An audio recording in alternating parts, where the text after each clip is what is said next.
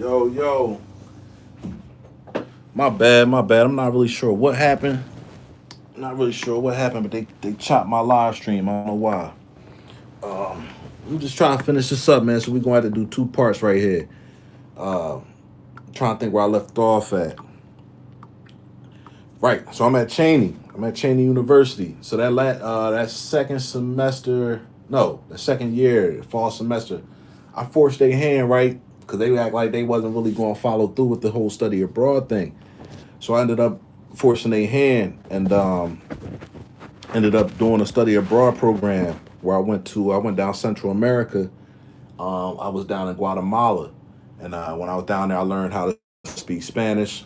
Because at the time, I figured, like I said, being a felon and not really having the opportunities that I felt I deserved, I figured, man, maybe a lingual it would help out, right? Because we seen an influx of them coming in. So I'm like, all right, I already know how they get down. So I'm like, maybe I should learn that. Maybe being bilingual is maybe that's a foot up in the job market, right? That's what I was thinking.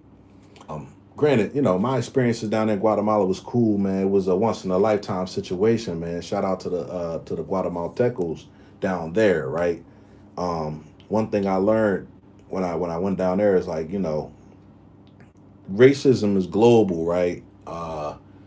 But what I will say is that as a foundational Black American being abroad, we do get certain privileges just by being American. Privileges that we'll never experience actually on the soil of the United States. So, with that being said, man, I encourage all brothers to go travel, man. Travel, learn multiple languages. You know what I'm saying? Open your mind up, think outside the box. I'm always going to encourage that.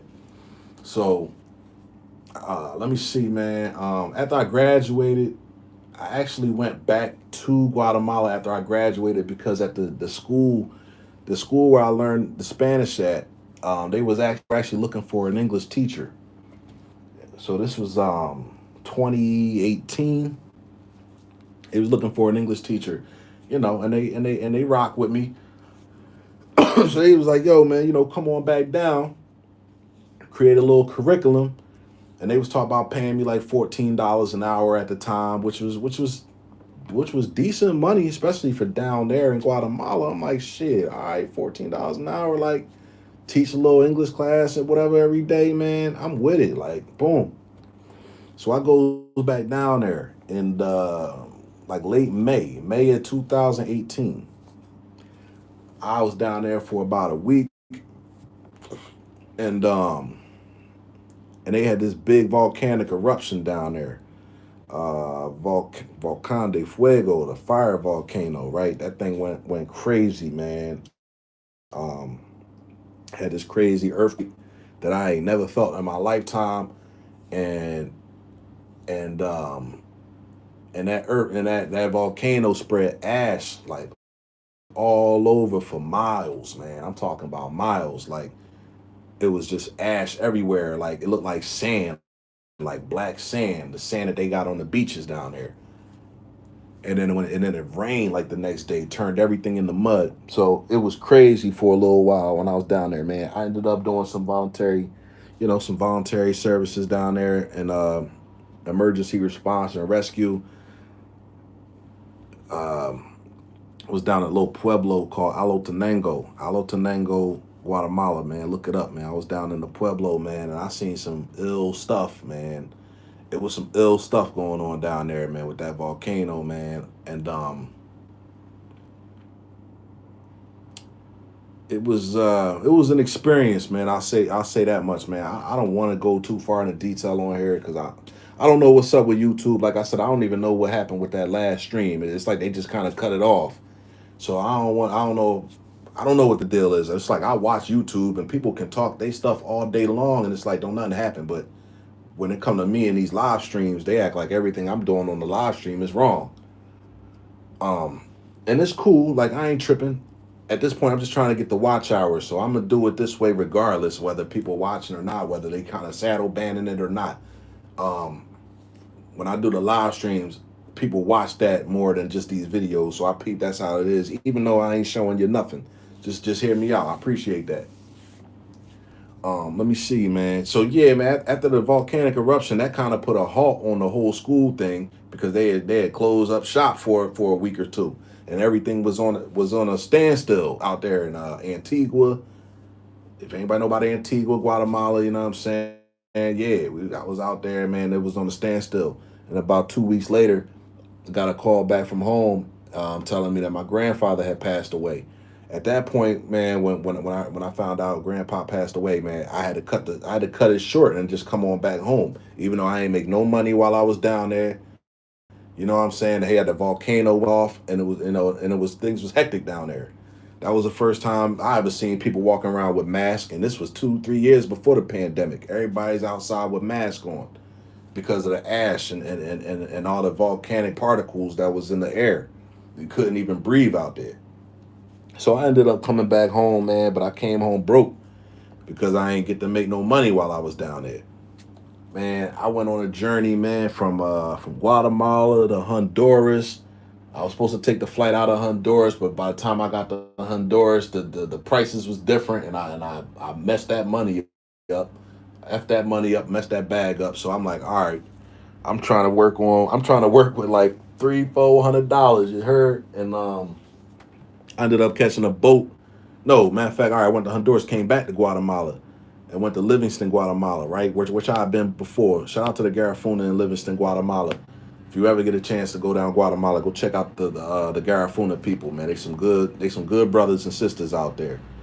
Now, when they get to the United States, I can't call it, but when you're in their culture, man, they show you a lot of love. So I go to Livingston. I'm in Livingston for like a day, and I catch a boat from Livingston over to Punta Gorda, Belize. So I'm in Belize. And I ain't staying in Belize for too long, right? Because I'm trying to actually my way up to Cancun. That was the whole goal. I'm like, all right, fuck it. I'm gonna get a flight out of Cancun straight to Philly, because the flight was cheap up. It was way cheaper out of Cancun.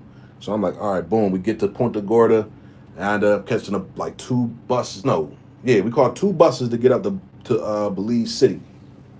I had a transfer in Dandringa, which was the slums, man. Shout out to Dandringa. You know what I'm saying? I like to go back there and check it out one day, but it did seem a little. There was some tension out there. But we get to Belize City that night, and then I catch an auto bus. If anybody know about the auto buses, catch the auto bus up to went through Tulum, Playa del Carmen, back up to Cancun, and I came back home for the funeral. Now, when I was at the funeral, everybody's asking me like, "Hey, are you going to go back down to Guatemala? Are you going to go back down there?" I'm like, "Man, I couldn't afford to go back to Guatemala." I'm like, "Look, man, I just spent all my bread out there just coming back up here for the funeral. Can't afford to go back, unfortunately. So I never got a chance to teach that English class. Um, but I think that offer might still be on the table if I reach out to the school, man. I never really went back out there to Antigua since then, but that's definitely something I might think about because I really liked it down there. But I had a aunt, my aunt had came up. My aunt was staying down in Texas. She came up for the funeral at one point, and I asked her. I say, "Hey, listen, if I put some applications in down there in Houston, and I'll get some calls back for some work, man. Would it be cool if I came down there and just spend some time down there and get on my feet?" Of course, she was like, "Yeah, no doubt." You know what I mean? So over that next week, I started putting in applications down in Houston, all kind of applications, same type of companies and jobs I'm applying for in Philly that keep denying me. I'm getting all these calls back from Houston. They like, "Yeah, man, come in for an interview, schedule an interview." Like I had interviews back to back to back lined up for like my first week down there. So I get a one-way ticket, man, fly down to Houston. I'm in Houston for a while. Stayed out in Humble. That's where my peoples was at in Humble. Um, and I was down there for about a year. Got my own spot at one point. I was living on the south side, southeast Houston by Broadway. If anybody know about Southeast Houston, shout out to the whole Houston, man. I definitely go back to Houston too. I worked a little job out there in Houston, and like I said, once I got on my feet, got my own spot, I started peeping. I said, damn, I done moved. And granted, when I moved down to on the south side, anybody know about Houston, south side, north side is like two completely different worlds. And they kind of far, they spread apart. Like it's real Houston big as hell, you know what I'm saying? So it's spread apart. So I wasn't even seeing my peoples too much. Like my aunt, my uncle, my cousins like that. Once I moved out and got my own place, I ain't even see them that much. So I'm thinking to myself, like, all right, cool. Am I going to stay here or should I keep it pushing? You know what I'm saying? And at the time, I'm thinking to myself, like, all right, look, I was kind of losing the Spanish thing, right? Since I wasn't speaking it, you know what I'm saying? I was kind of losing it. And I'm like, all right, I'm trying to find somewhere I can go to where the cost of living is cheaper. You see what I'm saying? And I couldn't figure nowhere else out. I mean, I'm in Texas, like, I mean, it's pretty cheap down there, right? And I come up with this crazy idea. I'm watching these travel vloggers on YouTube and everything like that. And I decided to take a leap of faith. And I'm like, you know what? What I'm going to do is I'm going to move to Tijuana, Mexico, right? And I'm going to work in San Diego.